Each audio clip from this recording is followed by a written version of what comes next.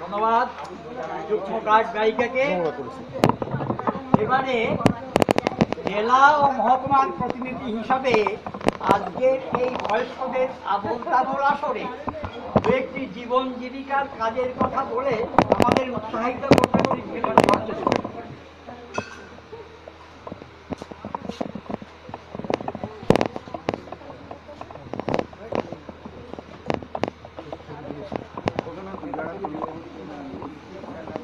আপনাদের সামান্য জলযোগের সমস্যা হয়েছে, গ্রহণ করুন।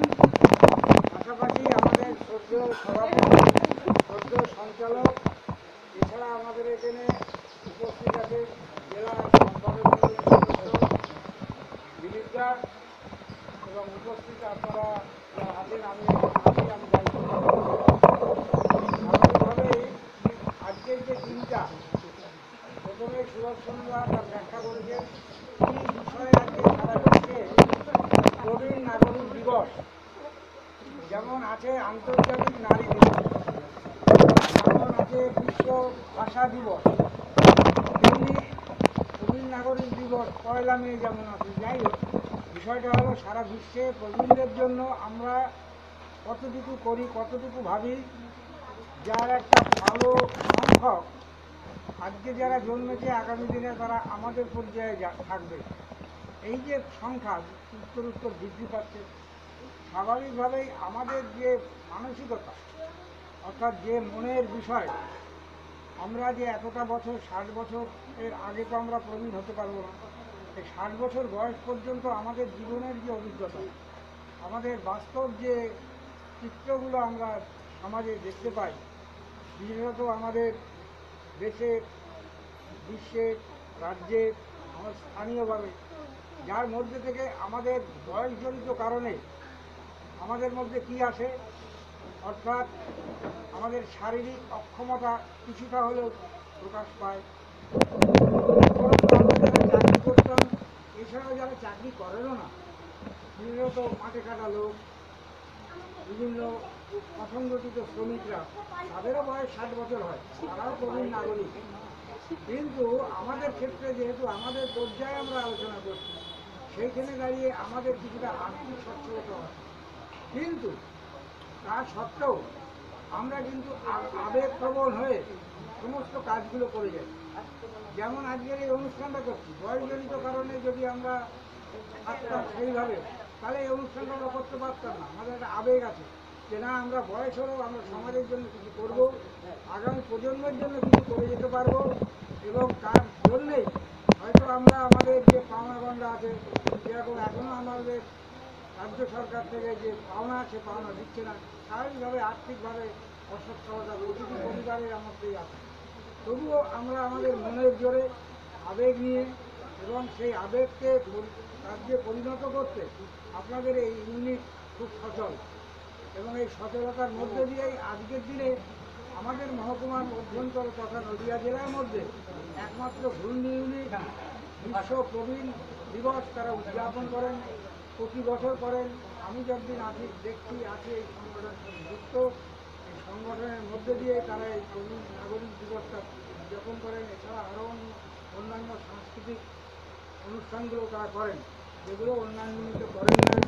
আমরা বিভিন্ন ইউনিটকে বলি যে আপনারা করুন, তাদের কোনো সদস্য সংখ্যা হয়তো আপনাদের এখানে যা আছে তার থেকে আরও অনেক বেশি, 560-70 সদস্য সংখ্যক ইউনিট আছে আপনাদের এখানে, তার তুলনায় কম হলেও কিন্তু আপনাদের যে আবেগ, মানে যেটা চিন্তা চেতনার ক্ষেত্রে যে আরও উন্নত স্তরে নিয়ে যেতে পেরেছেন, এবং আগামী প্রজন্মদেরকে যে শিক্ষা দিচ্ছেন। বয়স্কদের একটা প্রচলিত প্রবাদ আছে, 3 মাথার কাছে বুদ্ধি নেওয়া। তার মানে কি, 3 মাথার কাছে বুদ্ধি নেওয়ার অর্থ হলো যে আমাদের তো আরেকটা হলো লাঠি, দুটো পা অবশ হয়ে যায়। বুদ্ধিতে আমরা তো কম নই, বিভিন্ন পরিস্থিতিজনিত কারণে আমাদের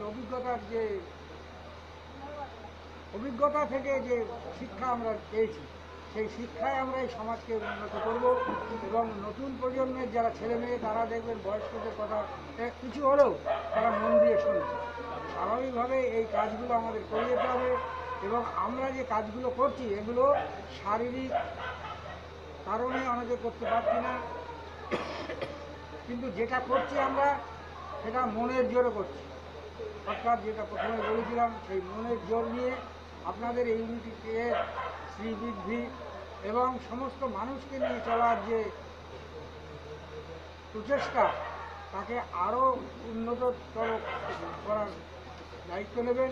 প্রতিটি সদস্যদের সাথে আত্মীয়তা গড়ে তোলা, তাদের সুখ দুঃখে পাশে থাকা, এবং প্রবীণ নাগরিকদের যে সুযোগ সুবিধাগুলো এখনও সরকারি পর্যায়ে আমরা পাই, যেমন আমরা পেনশন পাচ্ছি, একটা আছে 80 বছর হলে একটা 20% বেশি, 85 করে আরও 5%, এইভাবে 100 বছর হলে ডবল পেনশন পাওয়া যাবে। যদিও এটা নতুন করে আর বলছি না, আমরা যেন সবাই 100 বছরের দীর্ঘায়ু হয়ে তবে যেন আমরা এখান থেকে যাই, এই আবেদন আপনাদের কাছে রেখে সবাইকে মহকুমা কমিটির পক্ষ থেকে, আমার ব্যক্তিগত পক্ষ থেকে ভালোবাসা জানিয়ে, পুজোর সামনে ভালোভাবে পুজোটা কাটার, নাতি পুজো নিয়ে, ছেলে বৌমা মেয়েদেরকে নিয়ে এই আবেদন জানিয়ে আমার কথা শেষ। Thank you. এবারে আমাদের সদস্য শ্রী ফটিক মিত্র আজকের দিনের উপযোগী একটি পত্রিকা রচনা করেছেন, সেটি তিনি পাঠ করে শোনাচ্ছেন। হ্যাঁ,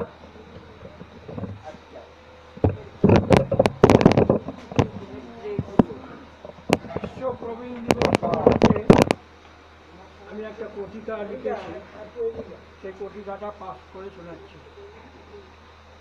জীবনের ধন কিছুই যাবে না ফেলা, ধরার ধুলায় যত হোক তার অবহেলা। জীবনের প্রতি মুহূর্তেই কোনো না কোনোভাবে আমাদের হৃদয়কে অনুরণিত করে, তা সে সুখী হোক বা দুঃখই হোক, কিন্তু তার রেশ থেকে যায় আমাদের হৃদয়ে। জীবন সায়ান্নে এসে জীবনের অভিজ্ঞতার ঝুলি আজ আমাদের পরিপূর্ণ, যা আমাদের অর্জিত পুঁথিগত বিদ্যাকে শতগুণে বর্ধিত করিতে। সেই অভিজ্ঞতা প্রতিটি মানুষের কর্মজীবনে চলার পথকে সুগম করেছি। অর্জিত অভিজ্ঞতা লব্ধ জ্ঞানকে যদি বয়োজ্যেষ্ঠরা কনিষ্ঠের জন্য প্রদান করতে না পারে, তবে তার সঠিক মূল্যায়ন হয় না। একজন প্রবীণ ব্যক্তি সমাজ তথা দেশকে করে তুলতে পারে অনেক বেশি শক্তিশালী, অনেক বেশি সুন্দর। নবীনের তেজ প্রবীণের মধ্যে থাকে না, তেমনি তেজের কারণে ঘটে যাওয়া ভুলের সম্ভাবনাও প্রবীণের মধ্যে কম। প্রবীণ মানুষ বয়সজনিত কারণে হয়ে পড়ে ধীর স্থির ও চিন্তাশীল, যা তাকে যথাযোগ্য সিদ্ধান্ত নিতে সাহায্য করে ও নবীনের হঠকারিতাকে বাধাদান করতে সাহায্য করে। সমাজ তথা দেশে নবীনের সাথে সাথে প্রবীণদের ও ভীষণ প্রয়োজন। নবীন যদি হয় দেশের শক্তি, তাহলে প্রবীণ হচ্ছে বুদ্ধি। এই শক্তি ও বুদ্ধির সম্মিলিত চালিকা শক্তি দেশকে যথার্থভাবে পরিচালিত করবে। যে দেশের প্রবীণ সংখ্যা যত বেশি, সেই দেশের স্বাস্থ্যবিধি ততই উন্নত। বিশ্বের মধ্যে প্রবীণের সংখ্যা সবচেয়ে বেশি সুইডেনে, সবচেয়ে কম আফগানিস্তানে।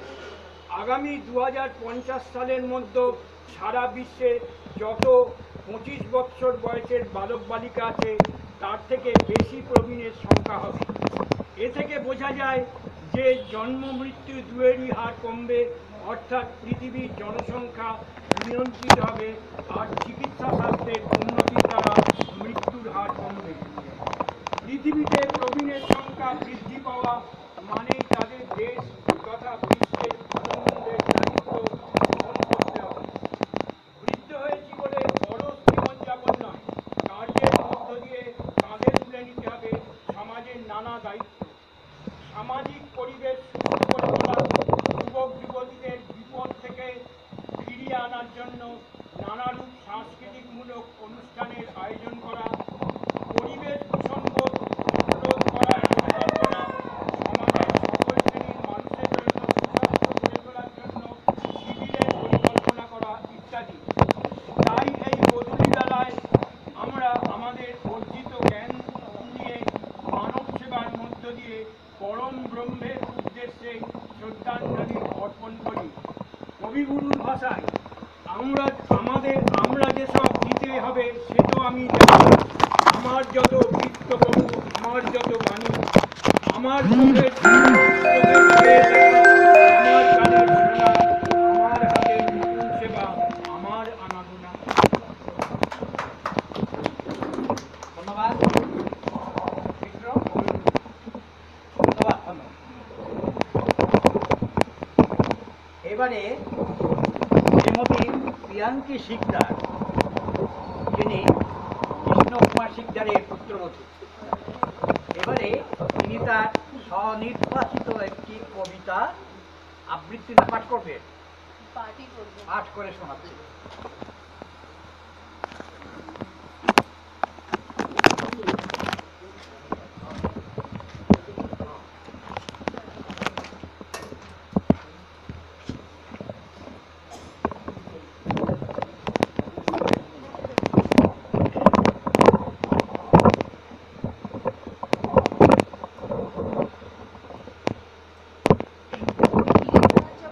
কবিতা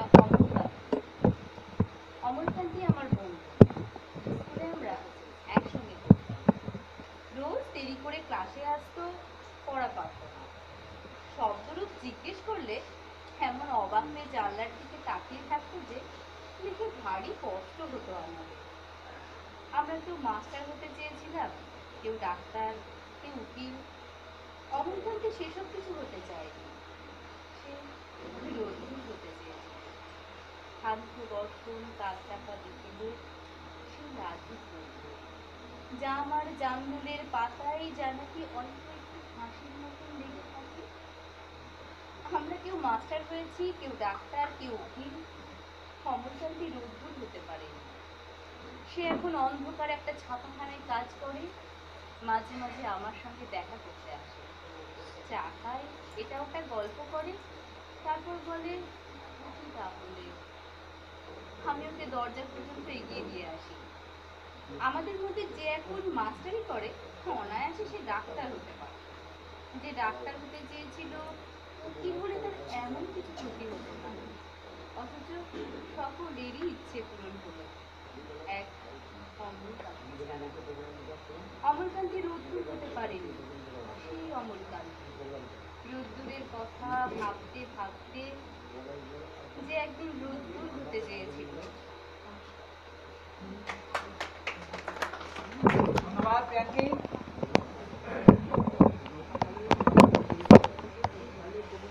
রবীন্দ্রনাথ তার বন্ধুবর বিজ্ঞানাচার্য জগদীশচন্দ্র বসু মশাইকে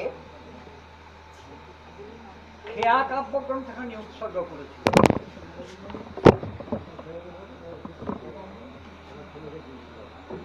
এই কাব্যগ্রন্থ থেকে আমরা আজকের অনুষ্ঠানের জন্যে 3টি কবিতা চয়ন করে রেখেছি।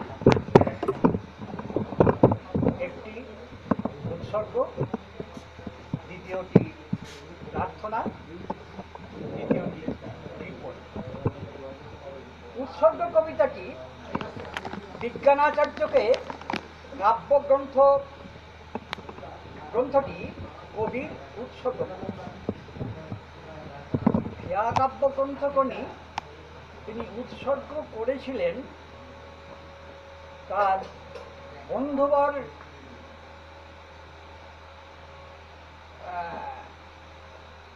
জগদীশচন্দ্র বসুকে। ওরা সমসাময়িক, রবীন্দ্রনাথ থেকে 2 বছরের বড় জগদীশচন্দ্র বসু। রবীন্দ্রনাথের জন্ম 61 সালে, ওনার জন্ম 59 সালে। এই খেয়া কাব্যগ্রন্থখানি তিনি বিজ্ঞানাচার্য বন্ধুবর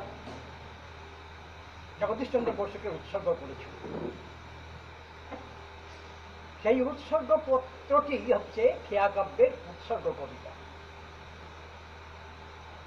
এই কবিতাটি পাঠ করে শোনাচ্ছেন শ্রী দয়াল বিশ্বাস।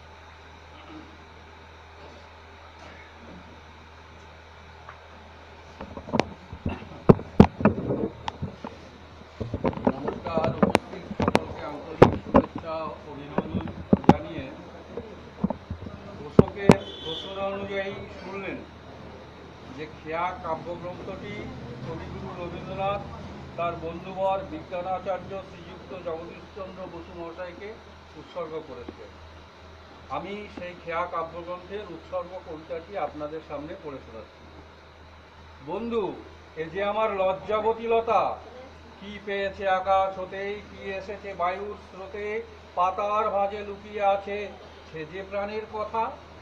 যত্ন ভরে খুঁজে খুঁজে তোমায় নিতে হবে বুঝে, ভেঙে দিতে হবে যে তার নীরব ব্যাকুলতা, আমার লজ্জাবতী লতা। বন্ধু, সন্ধ্যা এলো স্বপন ভরা, পবন এরে চুমে, ডালগুলি সব পাতা নিয়ে জড়িয়ে এলো ঘুমে। ফুলগুলি সব নীল নয়ানে, চুপি চুপি আকাশ পানে, তারার দিকে চেয়ে চেয়ে অন্ধেয়ানে রতা, আমার লজ্জাবতী লতা। বন্ধু, আনো আমার তড়িৎ পরশ, পরশ দিয়ে দাও, করুণ চক্ষু মেলে ইয়ার মর্ম পানে চাও।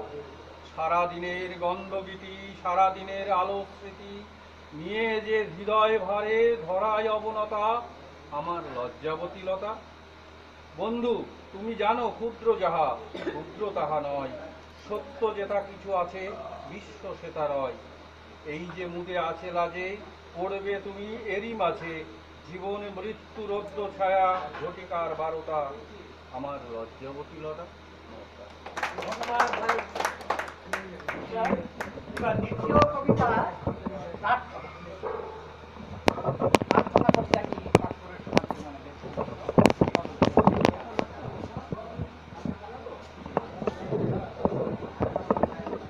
আজকে সভাপতি উপস্থিত জেলা নেতৃত্ব, উপস্থিত ধর্মীয় ব্যক্তিগণ এবং আজকে এই অনুষ্ঠানে উপস্থিত সকল সদস্যগণ সকলকে আমার আন্তরিক প্রীতি ও শুভেচ্ছা জানাচ্ছি। সেই সঙ্গে বিশ্বকবি রবীন্দ্রনাথ ঠাকুরের প্রার্থনা কবিতাকে আমি পাঠ করে শোনাচ্ছি। আমি বিকাবো না কিছুতে আর আপনারে, আমি দাঁড়াতে চাই সবার তলে সবার সাথে একসাথে। সকালে বেলার আলোর মাঝে বলিনি যেন না হই রাতে, আলো যেন পৌঁছিতে পাই মনের মধ্যে একবারে। বিকাবো না আপনারে, আমি বিশ্বের সাথে রব সহজ বিশ্বাসে। আমি আকাশ হতে বাতাস নেব প্রাণের মধ্যে নিঃশ্বাসে। পেয়ে ধরার মাটির স্নেহ পূর্ণ হবে সর্বদেহ, গাছের শাখা উঠবে তুলে আমার মনের এই উচ্ছ্বাসে। বিশ্বে আর রব সহজ সুখে বিশ্বাসে। আমি সবার সাথে খুশি হব অন্তরে, কিছু বেসুরি যেন বাজে না আর আমার বিনা যন্তরে। যাহাই আছে নয়নে ভরি সবই যেন গ্রহণ করি, চিত্তে নামে আকাশ গলা আনন্দিত মন্তরে। সবাই দেখে তৃপ্ত রব অন্তরে। নমস্কার।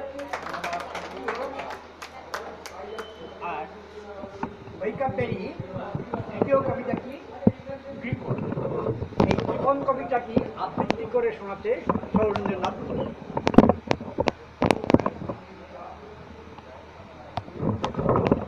নমস্কার, আমি কবিগুরু রবীন্দ্রনাথ ঠাকুরের খেয়া কাব্যগ্রন্থ থেকে কৃপণ কবিতাটি আবৃত্তি করে শোনাচ্ছি। আমি ভিক্ষা করে ফিরতেছিলেন গ্রামের পথে পথে, তুমি তখন চলেছিলে তোমার স্বর্গ। অপূর্ব এক স্বপ্ন সহ লাগতে ছিল চোখে মম, কি বিচিত্র শোভা তোমার, কি বিচিত্র সাজ। আমি মনে ভাবতেছিলেন এ কোন মহারাজ, আজ শুভক্ষণে রাত ভালো ভেবেছিলেন তবে, আজ আমারে দাঁড়ে দাঁড়ে ফিরতে নাহি হবে। বাহির হতে নাহি হতে কাহার দেখা পেলাম পথে, চলিতে রথ ধনুধান্যে ছড়াবে দুই ধারে। মুঠা মুঠা কুড়িয়ে নেব ভাইয়ে ভাই। দেখি সহসা রথ থেমে গেল আমার কাছে এসে, আমার মুখ পানে চেয়ে নামলে তুমি হেসে। দেখে মুখের প্রসন্নতা জুড়িয়ে গেল সকল ব্যথা, হেন কালে কিসের লাগি তুমি অপস্যা। আমায় কিছু দাও গো বলে বাড়িয়ে দিলে হাত। মরি একই কথা রাজাধিরাজ, আমায় দাও গো কিছু।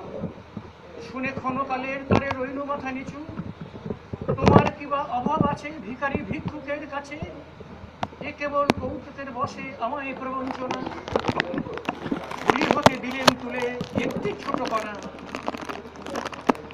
যবে পাত্রখানি ঘরে এনে উজাড় করি, একই ভিক্ষা মাঝে একটি ছোট সোনার কণা দেখি। দিলেম যার আজ ভিখারি রে, স্বর্ণ হয়ে এলো ফিরে। তখন কাঁদি চোখের জলে দুটি নয়ন ভরে, তোমায় কেন দেইনি আমার সকল স্বপ্ন ভরে। নমস্কার। এবার গুরুগম্ভীর সব বিষয় থেকে দূরে গিয়ে একটু হাত নিতে হবে। সুকুমার রায়ের আবোল তাবোল কাব্যগ্রন্থে কি মুশকিল কবিতাটি পাঠ করে শ্রী সুশীল বিশ্বাস সেই কাজটি করবেন।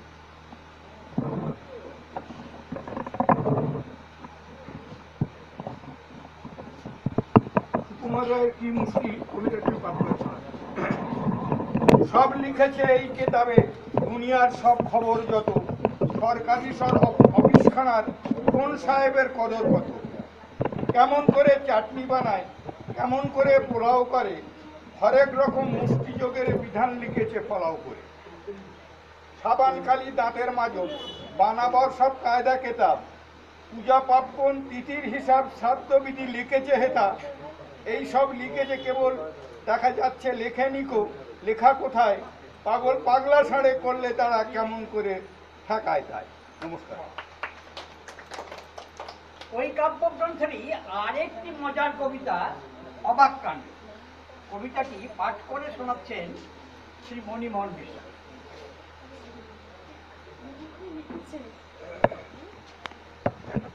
কবি সুকুমার রায়ের অবাক কাণ্ড। শুনছো দাদা, ওই যে হোদায় বদ্যি বুড়ো থাকে, সে নাকি রোজ খাবার সময় হাত দিয়ে ভাত মাখে। শুনছি নাকি খিদেও পায়, সারাদিন না খেলে চক্ষু নাকি আপনি বোঝে, ঘুমটি তেমন পেলে। চলতে গেলে ঠ্যাং নাকি তার ভুঁয়ের পরে ঠেকে, কান দিয়ে সব শোনে নাকি চোখ দিয়ে সব দেখে। সই নাকি সে মুন্ডুটাকে শিওর পানে দিয়ে, হয় কি না হয় সত্যি মিথ্যা চল না দেখি গিয়ে। ধন্যবাদ মোহন। আবার ফিরি আমরা দুর্গন্ধে।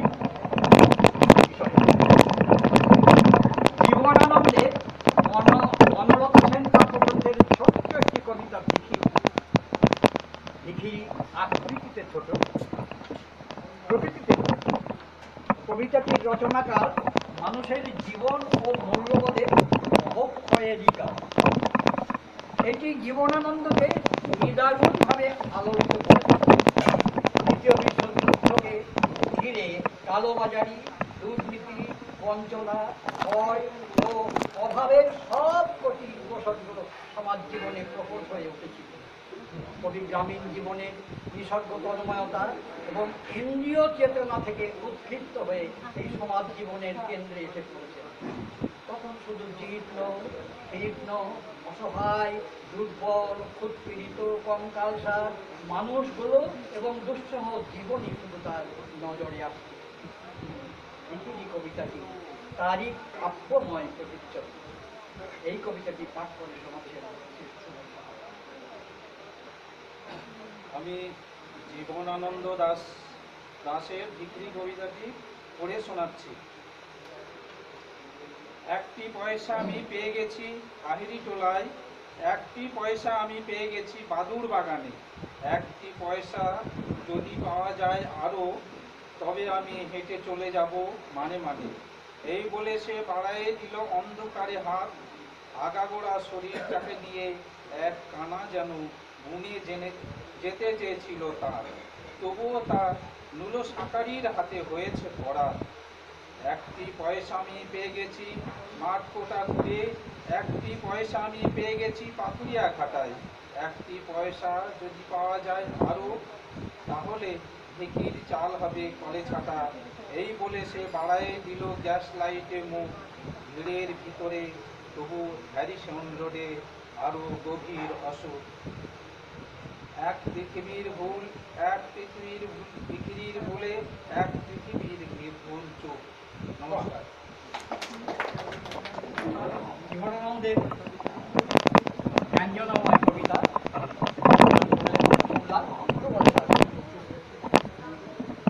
আমরা প্রায় আমাদের অনুষ্ঠানের অন্ত্যেগুলোতে এসে পৌঁছেছি। তার আগে একটি অনুষ্ঠান আছে সমাপ্তি সঙ্গীত। তার আগে তাদের সন্ধ্যা সেনগুপ্ত অসুস্থ ছিল, এসেছে শুনেছি। তিনি একটি কবিতা বা সরচিত একটি কবিতা আবৃত্তি করে শোনাচ্ছেন।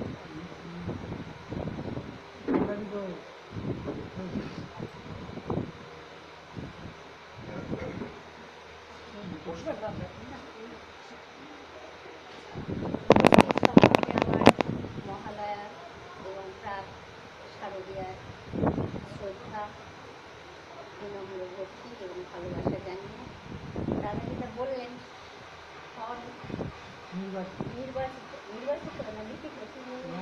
নির্বাচিত বলবেন। তাহলে ঠিক আছে। আমি শুনলাম যেন স্বলিখিত। আমি কবি হতে পারিনি, কবিতা ভালোবাসি, তাই কবিতা পড়ে শোনাই সকলকে। হ্যাঁ, পাঠ করি।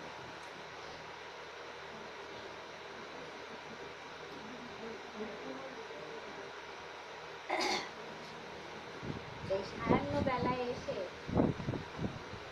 আমরা আমাদের ফেলে আসা দিনের অনেক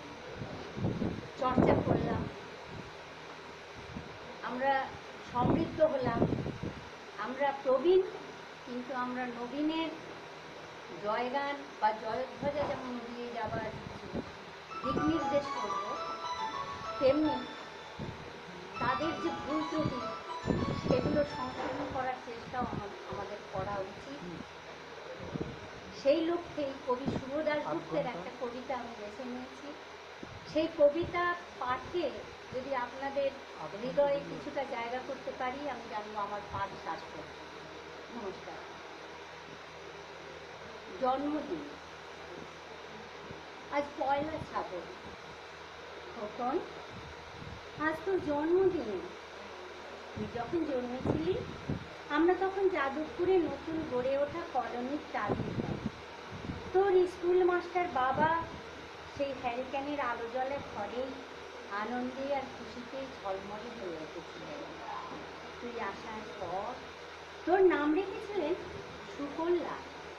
মানুষটার মনটা ছিল শিশুর মতো, অভাবে অনটনে বেঁচে থাকার নানা দুর্বিপাকেও ভেঙে পড়তেন না কখনো।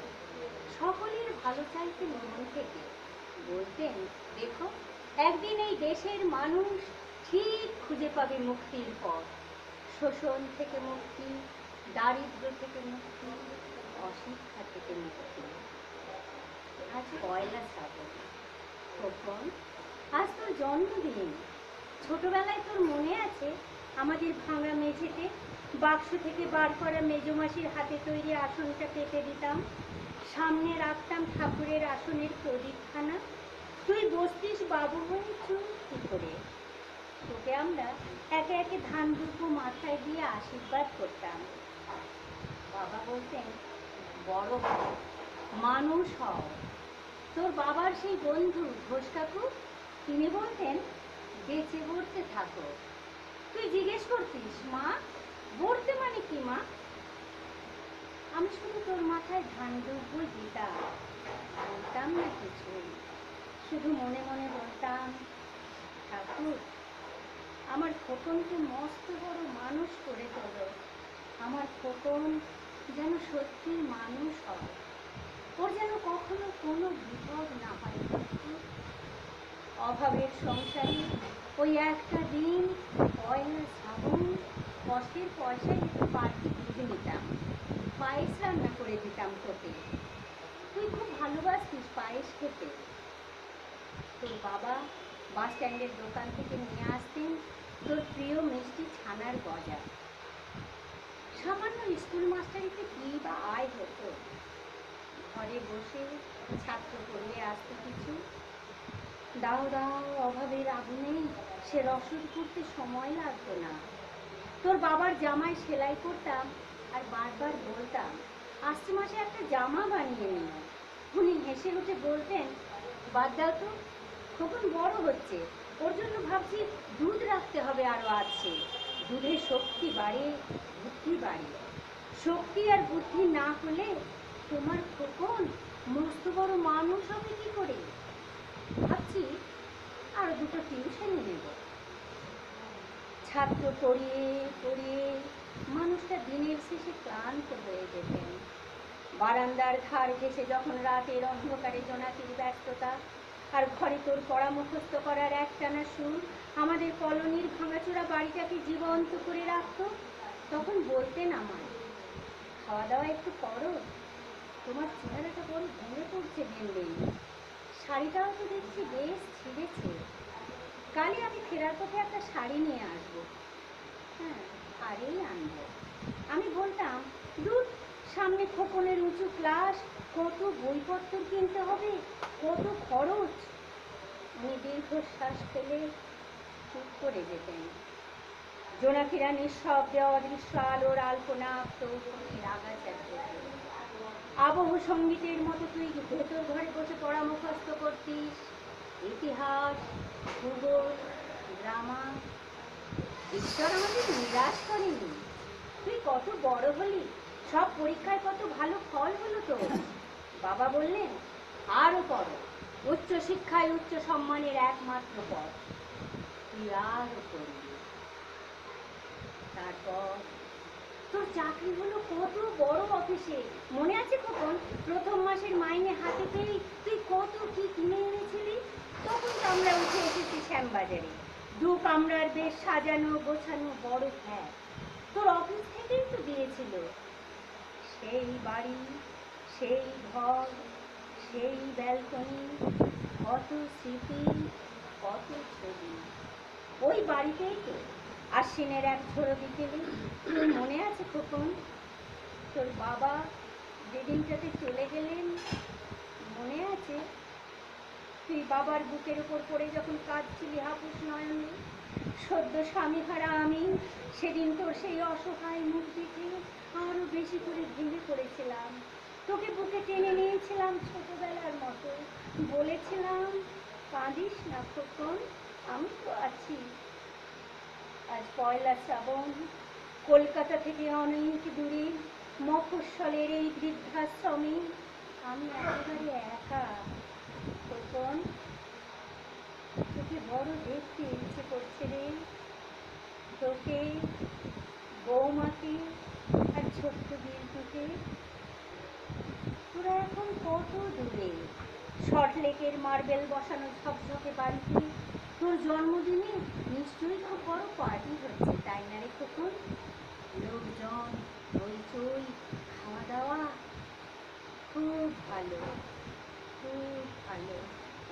খোকন, আজ পয়লা শ্রাবণ, আমার বড় মনে পড়ছে যাদবপুরের ভাঙা ঘরে রাত্রিরে তুই আমার পাশে শুয়ে মাঝে মাঝে হঠাৎ খুব ভয় পেয়ে জড়িয়ে ধরতিস আমাকে। আমি বলতাম, ভয় কি রে, আমি তো আছি, মা তো আছে খোকনে। যার মা থাকে তাকে কি ভূতে ধরে? তুই নিশ্চিন্ত হয়ে ঘুমিয়ে পড়তিস আমার বুক জুড়ে। তোর আধুনিক সংসারে এই বুড়িটার একটু ঠাঁই হলো না রে। প্রতিমাও তো মা, ওরও তো আমার খোকনেরই মতো কোল আলো করা এক চাঁদের টুকরো। কিন্তু সময়ে কি আশ্চর্য পরিবর্তন। খোকন, তুই বোধহয় এখন আর পায়েস খাস না, তাই না রে? তুই জানিস না খোকন, আজ আমি সকালে পায়েস রান্না করেছি। হ্যাঁ, তোরই পাঠানো টাকা। সারাদিন সেই পায়েসের বাটি সামনে নিয়ে বসে আছি রে। এখানে এই বৃদ্ধাশ্রমে আমার একলা ঘরে, আর কেউ নেই। তুই একবার আসবি তখন, একবার, শুধু একবার, শুধু একবার। ধন্যবাদ সন্ধ্যা, আমাদের সেই মানে সেই সুর দিয়ে গেলে তুমি। আমরা অনুষ্ঠান শেষ করবো আমাদের কৃষ্ণ নাগরিক দ্বিজেন্দ্র